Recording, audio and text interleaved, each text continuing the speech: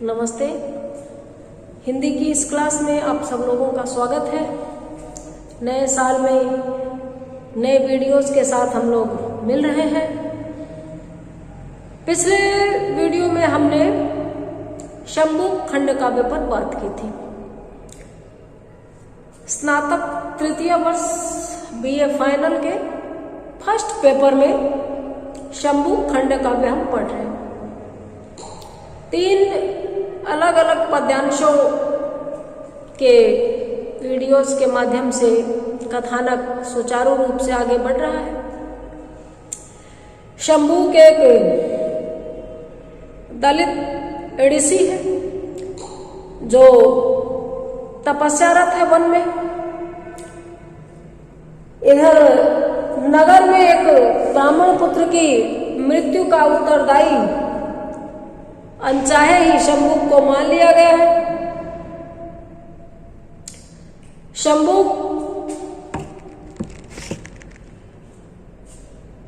इस वजह से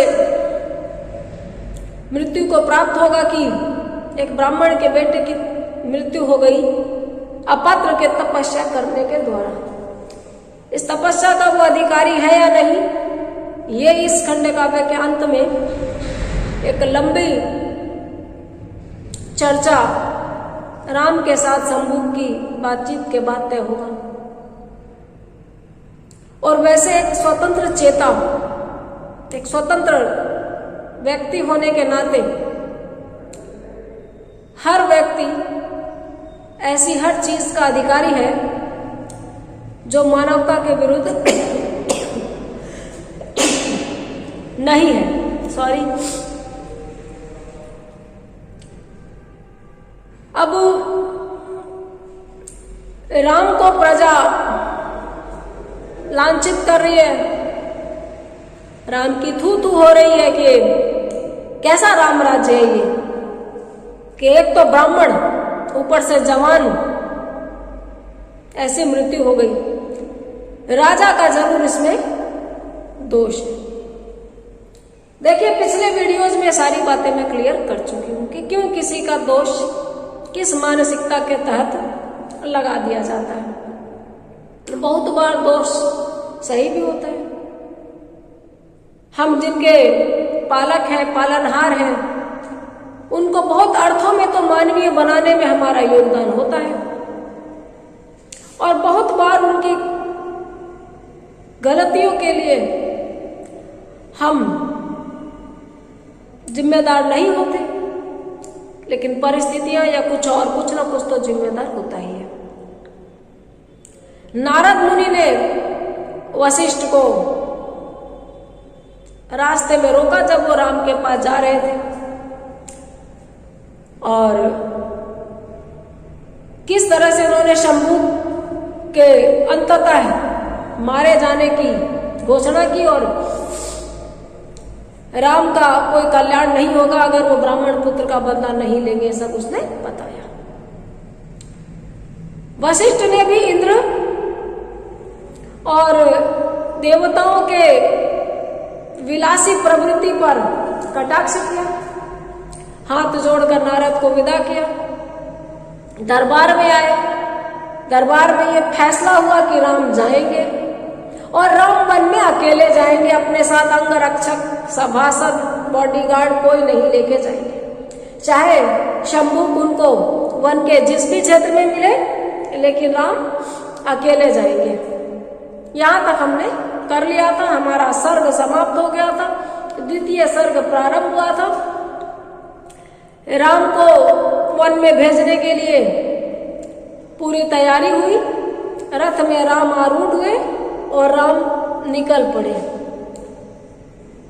अब हम आगे पढ़ेंगे। रत्न मणियों से जटित प्रतिबिंब में अभिराम कर रहा शतरूप प्रकटित एक दर्पण धाम। ये जो रथ है वो रत्न मणियों से जटित, चारों तरफ रत्न जड़ित आभूषण, आभूषण तो नहीं कहेंगे, आभूषण पहने जाते हैं। नैनाभिराम आंखों को सुंदर लगने वाले साज सज्जा से युक्त ये रथ है, रत्नमणियों से जटित है, और जिसमें कांच और ऐसी दूसरी सामग्रियां हैं जिससे प्रतिबिंब बनते हैं। छवियां द्विगुणित नहीं शतगुणित होकर लौटती हैं। कर रहा शतरूप प्रकटित एक दर्पण धाम। उसमें ऐसे आईने, ऐसे आदम का दर्पण, ऐसी कांच की मीनाकारी, पच्चीकारी ये चीजें हैं उस रथ में कि वो सौ रूपों में चमक बिखेर रहा है। चमचमाती झालरें सीधी खींची सबोर, आतपत्र संभालती बहुरंग रेशम डोर। चमचमाती झालरें, रथ में चारों ओर ऊपर की तरफ झालर लगाई हुई अच्छी अच्छी, बहुत खूबसूरत। उसमें ऐसी ऐसी चीजें हैं जो बहुत चमकीली हैं। आतपत्र संभालती बहुरंग रेशम डोर। आतपत्र एक प्रकार का पर्दा होता है धूप से रक्षा के लिए। बहुरंग रेशम डोर, रेशमी डोर है जो बहुरंगी है, वो रेशमी डोर रथ में चारों तरफ बंधी है, और उसके ऊपर एक प्रकार से समझ लीजिए कि धातु, कपड़ा इत्यादि से निर्मित छाता, छतरी, आतपत्र छतरी टंगी हुई है ऊपर। दूल्हा बारात में आता है तो उसके लिए फॉर्मेलिटी के लिए वो टांगते हैं ना छाता सा, बड़ा खूबसूरत और कसीदाकारी किया हुआ, उसमें एम्ब्रॉयडरी, मोती, चीड़, बीड्स, कीमती चीजें लगी हुई होती हैं, वो भी आतपत्र कहलाएगा। ध्वज कंगूरों से बंधे लहरा रहे उन्मुक्त। रथ में ऊंचे ऊंचे कंगूरे हैं चारों तरफ, ऊंचे गोलाकार गुंबद, छोटे आकार के कंगूरे, उसके ऊपर ध्वज, पताकाएं, छोटी झंडियां, झंडे लहरा रहे उन्मुक्त। अब चूंकि बांध दिया और हवा चल रही है और रथ गतिशील है तो वो उन्मुक्त है, हिल रहा है। घंटियां बजती मधुर स्वर कंपनों से युक्त, और घंटियां भी बंधी है उस रथ में जो मधुर बजती है, मधुर स्वर कंपन से युक्त है। एक तो कर्कश आवाज होती है, कानों को चुभती है, हम बोलते हैं बंद करो भाई, बंद करो इसको, दिमाग खराब हो गया, कान दुखने लगे। एक आवाज इतनी सुरीली लगती है कि हाँ हाँ हाँ हाँ हाँ हाँ बढ़िया लग रहा है। तो उस ध्वज युक्त रथ में जो घंटियां हैं वो सुरीला स्वर वायुमंडल में दे रही है। स्वर्ण खंभों में बने मणिधर निगलते मोर, सोने के खंभे हैं उस रथ में। इसको वर्णन शैली कहते हैं, चीजों का मोटा मोटी वर्णन करना वर्णन शैली कहलाता है। बहुत सूक्ष्म विवेचन को विश्लेषणात्मक शैली, विवेचनात्मक शैली कहेंगे, वो निबंधों में होता है अधिकतर। तो स्वर्ण खंभों, जब ये किले की, जैसे जायसी ने पद्मावत में जब पद्मावती के महलों का चित्रण किया, राजा समुद्रगुप्त के घरों का चित्रण किया, एक एक कंगूरे का, दीवार का, खिड़की का, गवाक्ष का, झरोखे का, तो वर्णन शैली है। वही यहाँ पर बचपन में जैसे गाय पर लेख लिखते थे, गाय पर यानी गाय की बॉडी पर नहीं, गाय के संबंध में जब लेख लिखते थे तो वो वर्णन वाला ही होता था। गाय एक चौपाया जानवर है, गाय के 4 पैर होते हैं, गाय के एक पूंछ होती है, गाय दूध देती है, गाय के दूध से मिठाइयाँ बनती है, गाय के गोबर को जरावन के काम में लेते हैं। अभी तो हम ये भी लिखते हैं गाय में 33 करोड़ देवी देवताओं का वास होता है। जो भी है ये वर्णन, यहाँ पर भी वर्णन है। वर्णन में मोटा खाका खींचा जाता है। तो स्वर्ण खंभों में बने मणिधर निगलते मोर, सोने के खंभे लगे हैं उस रथ में, और उसमें मोर के चित्र बने हैं बड़े बड़े खूबसूरत, जो मणिधर यानी सांपों को निगल रहे, चोंच में सांप दबाए हुए। देखिए ये चित्रकारी का, कलाकारी का नमूना, उसकी तारीफ वाली पंक्तियां हैं। थी खचित गज पंक्तियां कुछ, कीर्ति मुख भी घोर।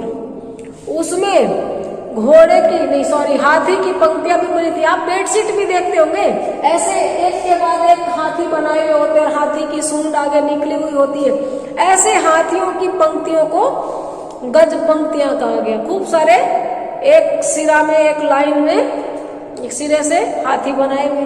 कुछ कीर्ति मुख भी घोर और बड़े अच्छे अच्छे कीर्ति मुख, खूबसूरत कलाकृतियां, कीर्ति बिखेरने वाले दूसरे चेहरे, जो किसी के राज्य की सुषमा बढ़ाए, समृद्धि का परिचायक हो, वो चल रहा था, तो उस पर बनाए हुए थे। राम को आरूढ़ कर चल दिया पुष्पक यान, उठा जो ही भूमि तल से उठ गए सोपान। राम के बैठने के बाद या राम को बिठाकर, राम को आरूढ़ कर, राम को बिठाने के बाद पुष्पक यान जो है चल दिया आसमान में। इस यान का नाम है पुष्पक यान। उठा जो ही भूमि तल से, जैसे ही ये यान भूमि से उठने लगा, उठ गए सोपान। जैसे हम हवाई जहाज में देखते हैं एरोप्लेन में कि सीढ़ियां ऑटोमेटिक स्वचालित सीढ़ियां निकल जाती है बाहर, फिर जब विमान चलने लगता है तो वो सीढ़ियां सिमट के अंदर चली जाती है। तो इस विमान में भी ये टेक्नोलॉजी, चूंकि आधुनिक काल के कवि ने लिखा है, जगदीश गुप्त ने, वो इसमें बताई है कि जब पुष्पक विमान जमीन से उठने लगा तो उठ गए सोपान, उसकी सीढ़ियां भी उठ गई, सिमट गई, समा गई रथ में। स्वर हुआ ऐसा कि जैसे गूंजते हो गीत, भर गया आकाश भर में प्रीति कर संगीत।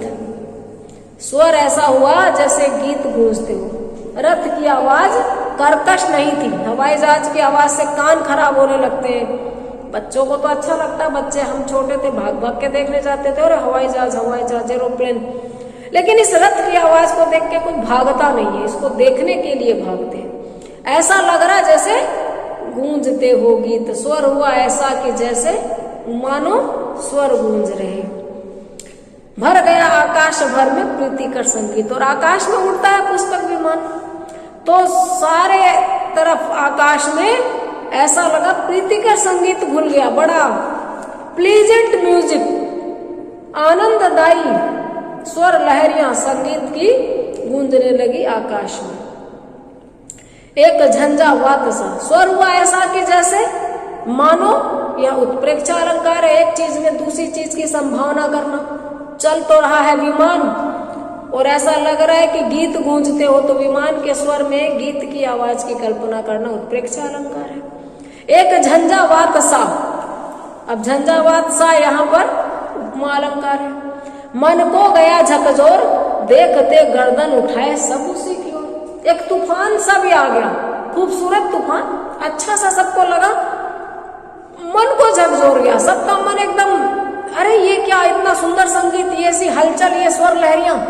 तो देखने गर्दन उठाए, उस तरफ सब लोग गर्दन उठाए देखने लग गए। जैसे कोई खूबसूरत आवाज या कुछ सुनकर हम भी तो जाते हैं, झांकी निकलती है, मुंडेरों पर लोगों की भीड़ लग जाती है, गली में लोग उचक उचक के गर्दन देखने लगते हैं, क्या हो रहा है क्या हो रहा है। वैसे सब लोग उस दिशा में देखने लगे। हंसनी सी 10 दिशाएं रही ग्रीवा मोड़, यान जाएगा किधर बाकी सबों को छोड़।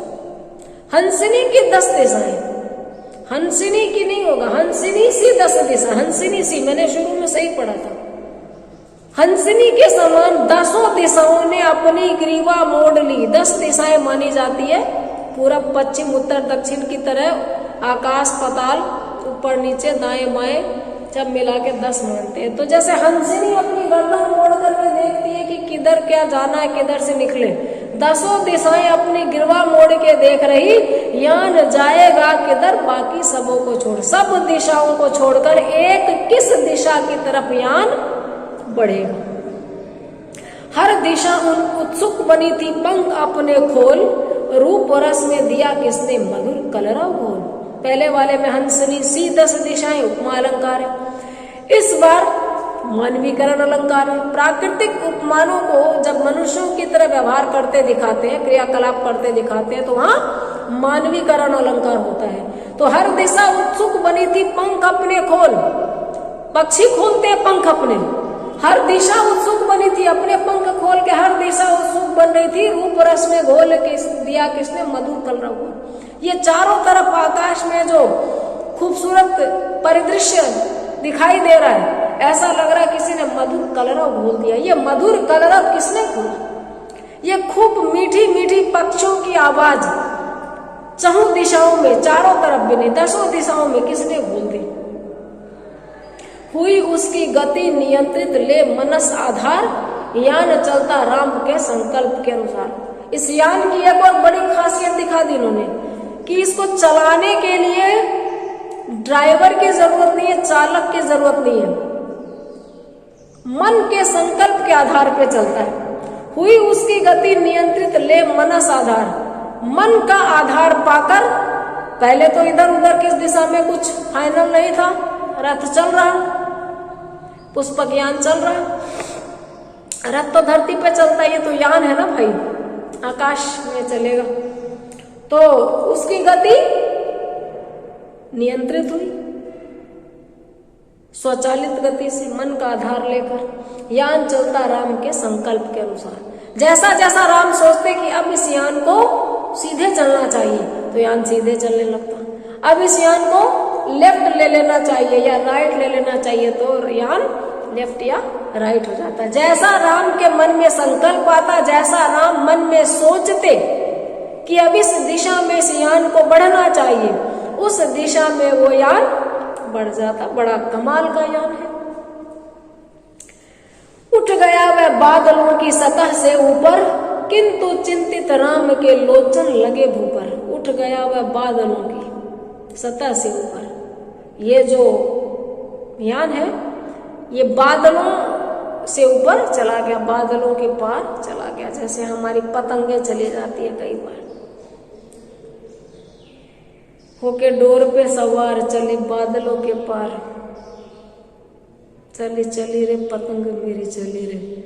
तो ये भी कम नहीं है, पतंग तो फिर भी धरतीवासी उड़ाते हैं, फिल्मी गाना है। राम बैठे इस रथ में, बादलों से और ऊपर ये यान उठ गया। लेकिन राम चिंतित है, राम फ्री माइंड नहीं है। राम की आंखें धरती पर लगी है, जमीन की तरफ। धरती का मतलब अपने आसपास के लोगों के प्रति चिंतित होना, उनसे सरोकार रखना। मुद्रिका के स्वर्ण तल सा दीप्त सरयू नीर, नगी नेसी अवध नगरी जड़ी मरकत हीर। धरती पे उनको अयोध्या नगरी जो दिखाई दे रही है, उसका चित्रण देखिए। मुद्रिका के स्वर्ण तल सा, कोई अंगूठी हो, उसको पलट के उसके बैक साइड में जो गहरा गड्ढा होता है, उसको मुद्रिका के स्वर्ण तल सा, ऐसा सरयू का नीर। अयोध्या में सरयू नदी है, सरयू नदी का पानी स्वर्ण है, गोल्डन है, नीचे तली में मिट्टी है। तो ऐसा आभास दे रहा है जैसे मुद्रिका के स्वर्ण तल सा दीप्त सरयू नीर। सोने की अंगूठी का पिछला हिस्सा थोड़ा मटमैला लेकिन सोने का और तरल सा लगता है, वैसा ही आकाश में से, यान में से देखने पर उनको चमकता हुआ, दीप्त यानी चमकता हुआ सरयू का नीर, सरयू नदी का पानी दिख रहा है। नगीनेसी अवध नगरी, नगीनेसी उपमा अलंकार, अवध नगरी अयोध्या उनको नगीनेसी दिख रही है, जड़ी मरकत हीर, मरकत मणि के समान, बहुत देदीप्यमान मणि है, हीरे के समान, उसमें जड़ी हुई अवध नगरी इनको दिख रही है। दूर तक चौकोर वस्त्रों से बिछे बनखेत, श्वेत चांदी चूर सी फैली हुई थी रेत।